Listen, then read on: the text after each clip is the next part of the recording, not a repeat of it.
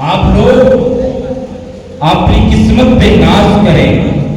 اس وقت کتنے لوگ بازاروں میں گھوم رہے ہیں, کتنے لوگ اس وقت خواب غفلت میں پہنچ چکے ہوں گے, مگر آپ وہ خوش نصیب ہیں جو ساری مصروفیات ترک کر کے اللہ کے گھر میں آئے بیٹھے ہیں اور محبوب کا ذکر سن رہے ہیں.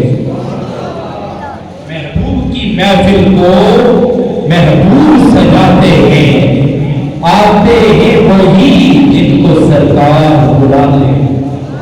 تو آپ احباب پہ نگاہ کرم ہے, آپ آئے بیٹھے ہیں.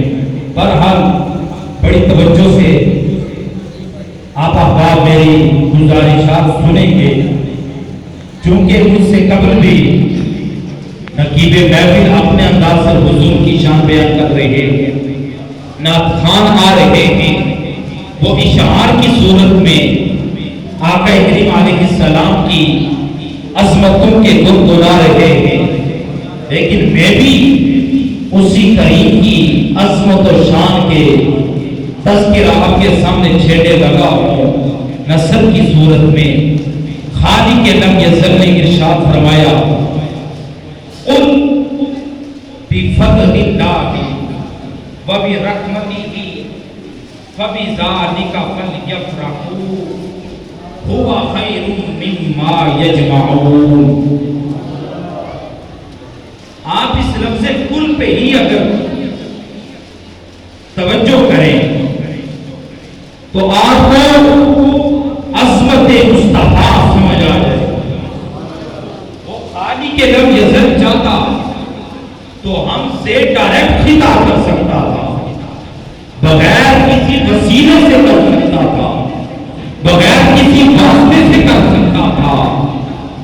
لیکن اس نے درمیان میں ایک وسیلہ رکھا, اس نے درمیان میں ایک واسطہ رکھا. وہ واسطہ, وہ وسیلہ تاجدار کائنات کی ذات گرامی ہے. تاجدار کائنات کی ذات کو درمیان میں آپ کے اور میرے درمیان رکھ کے خالق کائنات نے ہم سے کلام فرمایا. وہ کلام کیا ہے؟ فرمایا قل, محبوب آپ یہ اعلان کر دیجئے. اعلان کیا کرنا ہے؟ فرمایا اے میرے محبوب آپ یہ اعلان کر دیں میرے بندوں سے, اپنے غلاموں سے یہ کہہ دیجئے بفضل اللہ وبرحمتہ, جب اللہ کا فضل ہو, وبرحمتہ اور اس کی رحمت ہو, کیا کرنا ہے؟ فرمایا اللہ کے فضل اور اس کی رحمت کے مل جانے پر آپ نے خاموش ہو کر نہیں بیٹھ جانا, اپنے چہروں پہ اداسی سجا کے نہیں بیٹھنا. فرمایا فبذالک فلیفرحوا, اللہ کے فضل کے مل جانے پر اور اس کی رحمت کے عطا ہو جانے پر کیا کرنا ہے؟ فرمایا فبذالک فلیفرحوا, اس موقع پہ خوشیوں کا اظہار کرنا ہے. اس موقع پہ کیا کرنا ہے؟ بولیے, خوشیوں کا اظہار کرنا ہے.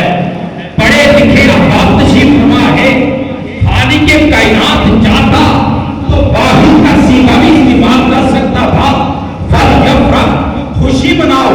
نہیں, فرمایا فلیفرحوا, ایک تو جمع کا سیغہ بھی ہے اور فعل امر بھی پایا جاتا ہے, یہاں پر حکم بھی دیا جا رہا ہے. میرے بندو یاد رکھو, جب میری رحمت تمہیں مل جائے, جب میرا تمہیں فضل مل جائے, فضل کے مل جانے پر, رحمت کے عطا ہو جانے پر آپ نے خوشیوں کا اظہار کرنا ہے.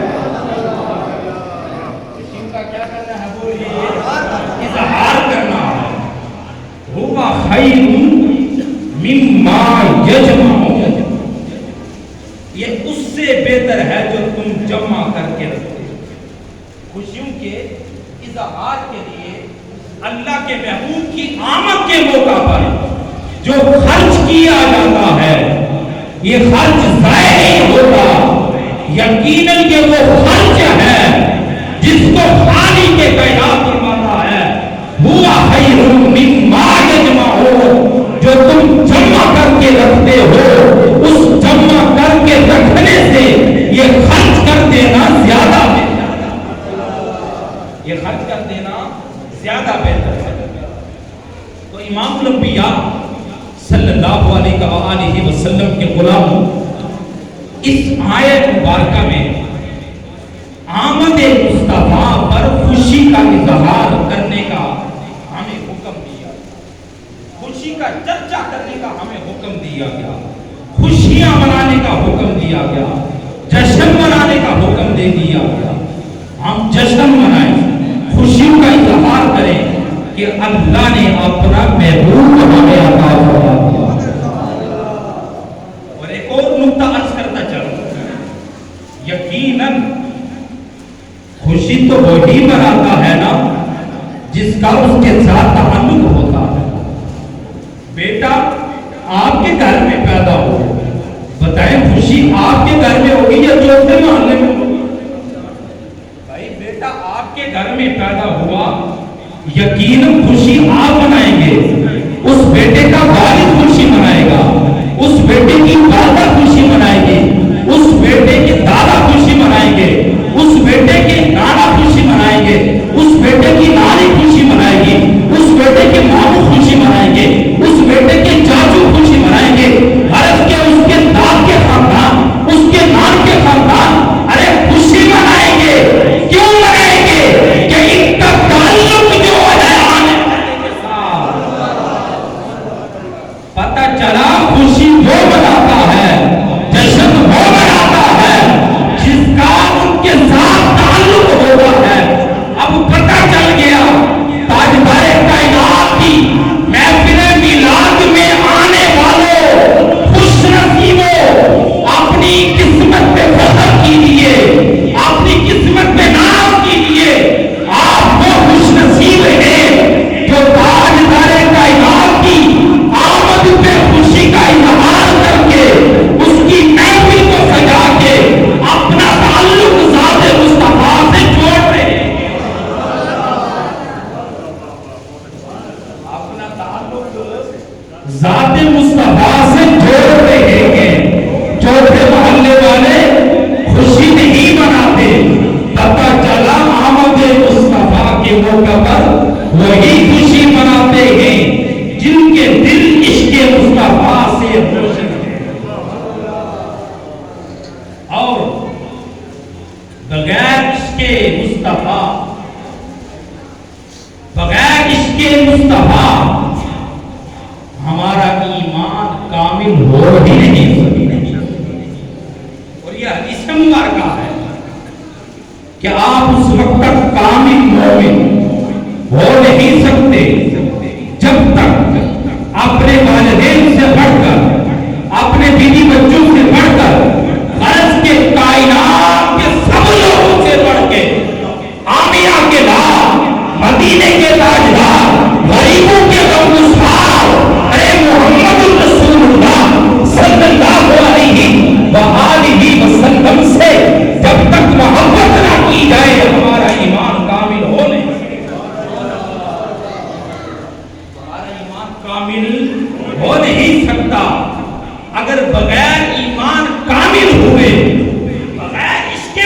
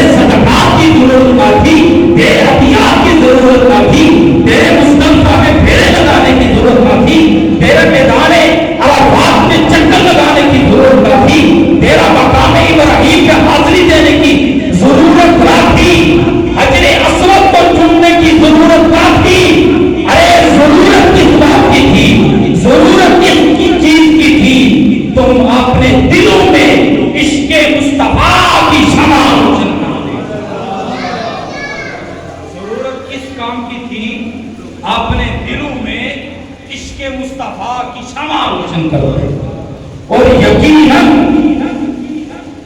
جن کے دلوں میں عشق مصطفیٰ کی شمع روشن ہو جائے، جن کے دلوں میں کریم آقا کی محبت سما جائے، پھر وہ اس دنیا سے چلے جاتے ہیں، ان کا نام زندہ و جاوید رہتے ہیں۔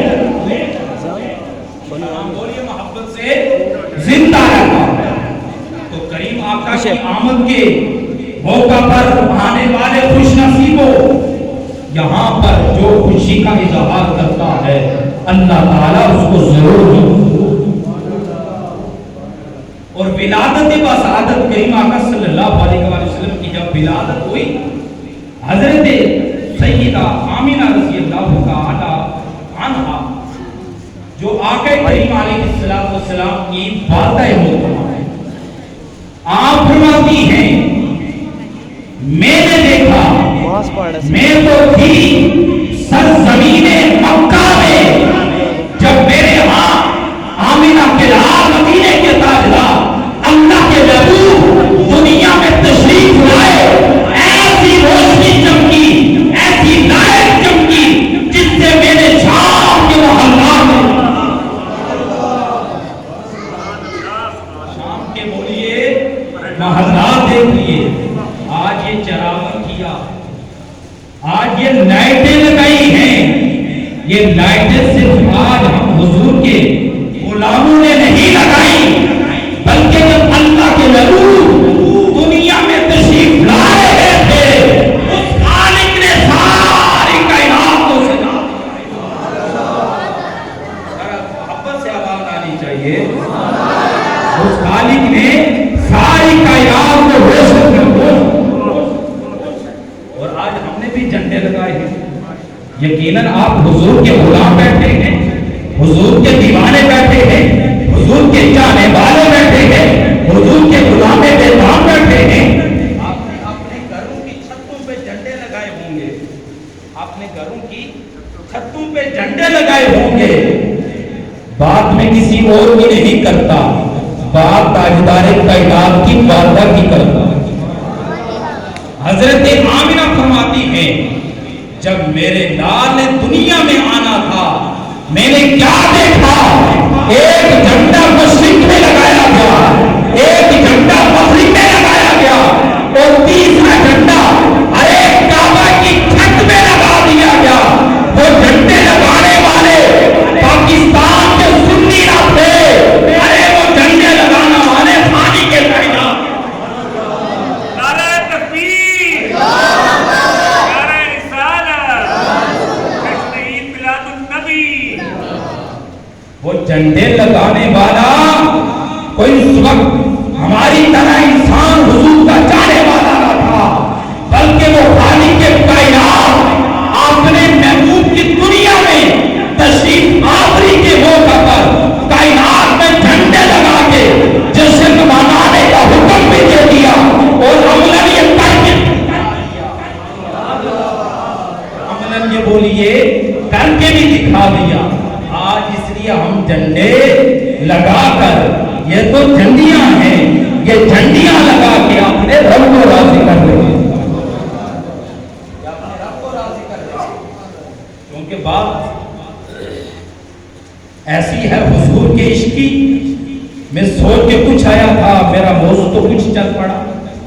اگر بات میں یہ کروں کہ حضور کا میلاد منانا یہ وہ خوبصورت عمل ہے جو خالق کائنات اس عمل میں ہمارے ساتھ خود بھی شامل ہے۔ ہم نماز پڑھتے ہیں، روزے رکھتے ہیں، حج کرتے ہیں، ارکان خمسہ جن چیزوں پہ اسلام کی بنیاد رکھی گئی، ان میں سے کوئی بھی کام ہمارا خالق نہیں کرتا، مگر یہ وہ خوبصورت عمل ہے، یہ وہ اعلیٰ عمل ہے، یہ وہ فضیلت والا عمل ہے جو ہمارا خالق بھی کرتا ہے اور ہم اس کے بندے بھی کرتے ہیں۔ سبحان اللہ نہیں ہو، محبت سے سبحان اللہ۔ تو حضور علیہ अलैहिस्सलाम के गुलामों, आका की ये खूबसूरत महफिल मिलाद सजाने वालों, जब करीम आका अलैहिस्सलाम की विलादत बसादत, हुजूर अलैहिस्सलाम का चचा, जानते हैं उसका नाम? अबू लहब। तब्बत यदा अबी लहब व तब, अबना अन्हु मालुहु व मा कसब। था दुश्मन था जब इसकी लौटी सवैबा ने, जो हजरत आमिना के पास थी, हुजूर की दुनिया में तशरीफ आवरी के मौका दौड़ी गई, जाके अपने आका, उनके गुलाम जो थी, लौंडी थी, अबू लहब इसका मालिक था, जाके खबर दी कि आपके भाई मरहूम हजरत अब्दुल्ला के यहाँ अल्लाह ने बेटा अता फरमाया है। अल्लाह ने क्या अता फरमाया? बोलिए, बेटा अता फरमाया है।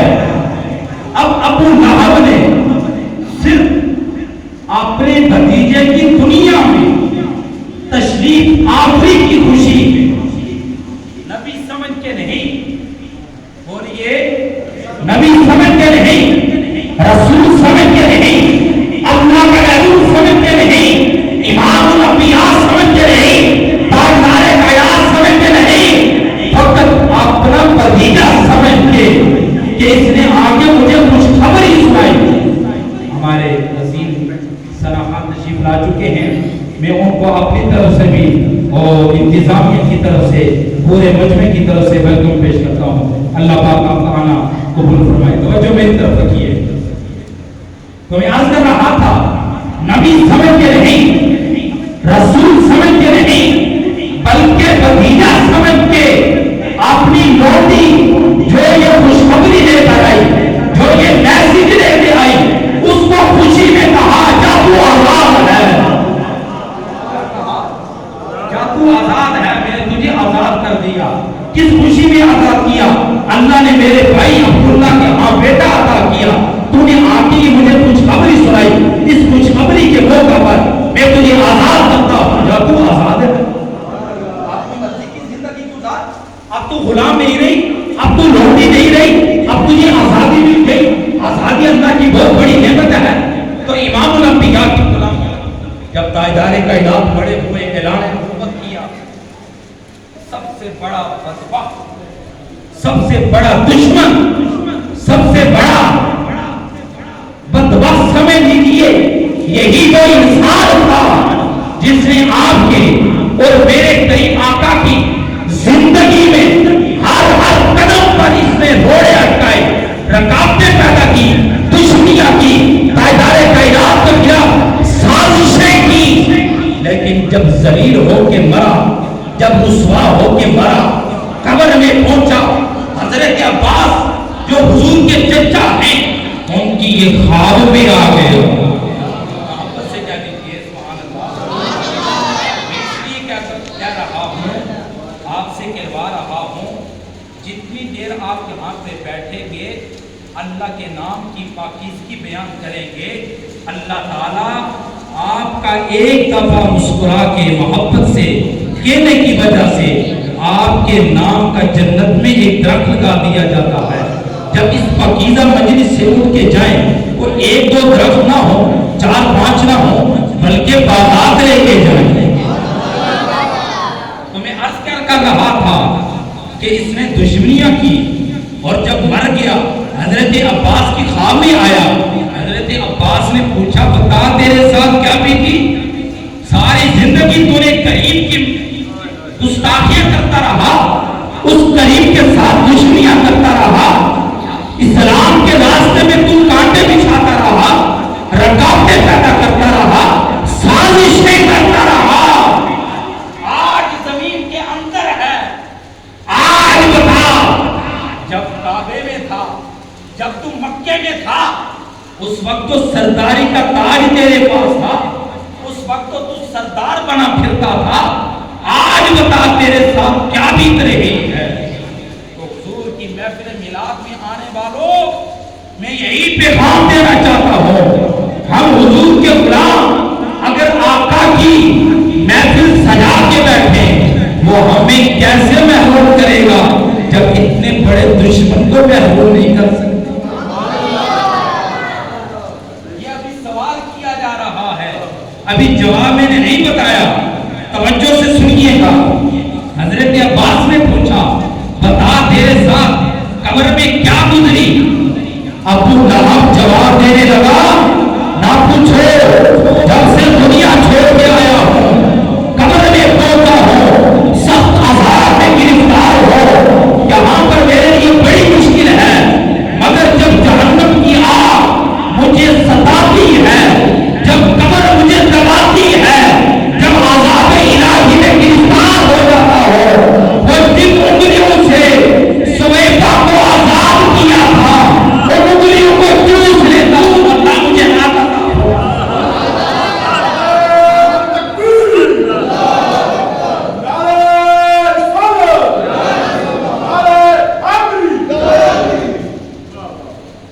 کہ جب سے یہاں پہنچا ہوں وہ حالات بڑے سخت ہیں، مگر وہ انگلیاں جن سے سویبا کو آزاد کیا تھا، نبی سمجھ کے نہیں، رسول سمجھ کے نہیں، بلکہ مرحوم بھائی عبداللہ کا بیٹا بھتیجا سمجھ کے آزاد کیا تھا۔